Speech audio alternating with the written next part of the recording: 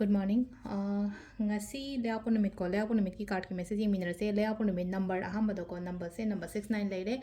color da angang ba gumba kai gumba to minus na biba ko hide dress ta kai da angang go machu gumba kai gumba to minus gumba sin na biba aduga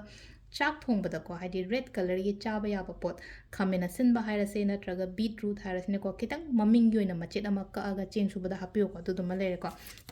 अदो अखोई अहमद कनो हारसने को card की message हारसने को card message ले card अहम पतन थोसे को card number 1 card number 2 card number 3 को अदुगी मतुंग द कनो ये मिनरसे को अखोई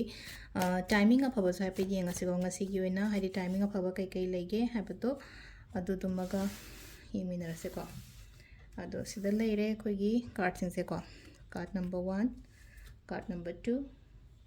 कार्ड नंबर 3 को फर्स्ट सेकंड एंड थर्ड को अहम खनबा येंगसे को हादि फर्स्ट कार्ड की करी लेगे हैबदो येंगसे हादि अहम बगी ओइना लाइसे को फर्स्ट कार्ड से थबक होबे या को कैनोमा आइना चटके तौगेना खलिबदो हादि निंजिंग मांजिंग दना को अस नै ngамनिदा हाइना खलगा दमाइन दर चटपियो को हादि से लाइसे नंबर 0 नि को 0 हाइरागदि 0 से हौबो ओइना ओइ को अदुदुना हादि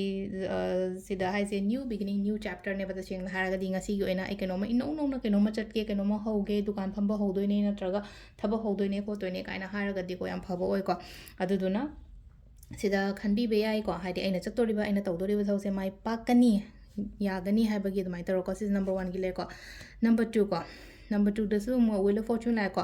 सिदसु लेनो को दाव याबा गुम्बा पी को दाव गुड लक ने तसेंग ना हारगदि को सी कार्ड से लाक मतम जा हाइदि दाव याबा को दमाइ तरो लाई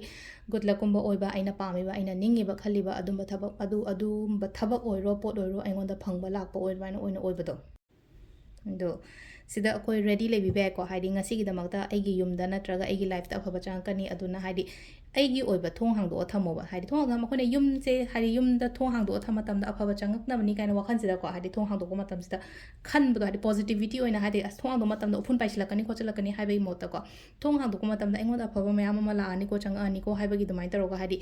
example oina ni ko haidi thong hangban haise ko thong hangban hairagadi just aigi isagi oiba ko ai wakhan sida ko ai thong ja hangdo thame to afaba mayam ama changa ani ko aigi life ta hoji haina dumai taro khanbi ba ko si number 2 gi le ko